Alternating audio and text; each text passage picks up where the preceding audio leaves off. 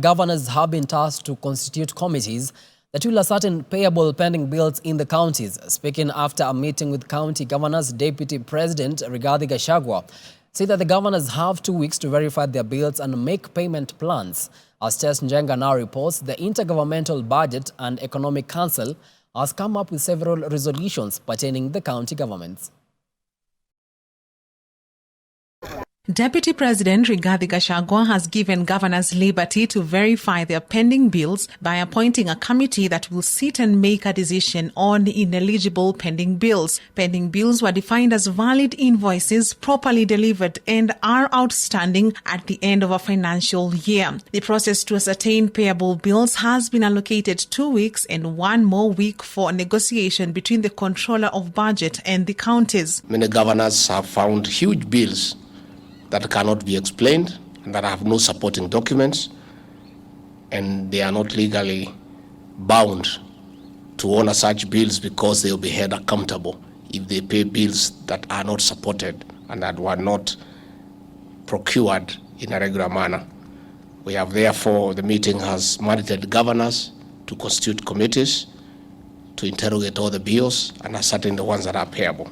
On the status of cash disbursement to the counties, the Deputy President noted that the outstanding amount is about 94 billion shillings, with 305 billion already released. He also noted that the National Treasury is experiencing a strain and will disburse funds in the coming months, adding that the government will not borrow for recurrent expenditure. We have explained to the governors the strain that the National Treasury is undergoing, and they have understood, and after lengthy negotiations, we have agreed that the National Treasury will disburse by the end of this week monies owed to the counties for the month of April.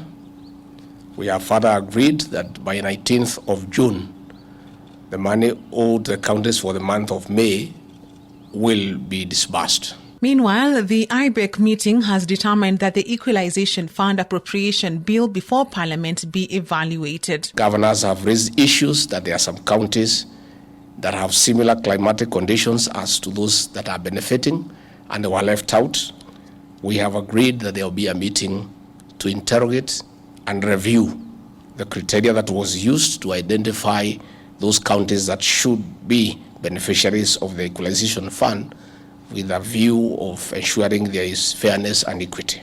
Among other issues raised were the privatization of sugar companies, haphazard licensing of mining companies, and training on tax administration diagnostic tool. The Ministry of Agriculture has submitted 5 cases that were before courts and concluded and dismissed.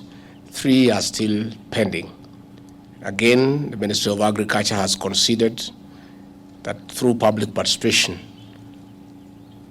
the people of Kenya and farmers in the sugar belt are not very keen on privatization, and the county governments and the people in those counties prefer a leasing model. And as Parliament gears up to debate the controversial Finance Bill 2023, Deputy President Gachagua was quick to caution the county bosses against taking divergent sides on the proposals contained in the bill. It is in that spirit that I've also asked them to consider and to appreciate that they are in the same boat with the national government in matters revenue collection, that if we don't collect enough revenue, there will be no money available to the county governments.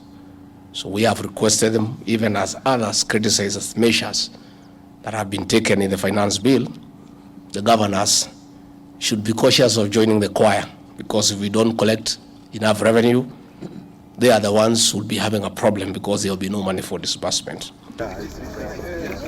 Deputy President Rigathi Gachagua has reiterated the government's commitment to pass the 2023 finance bill so as to facilitate government's revenue, which will trickle down to the counties.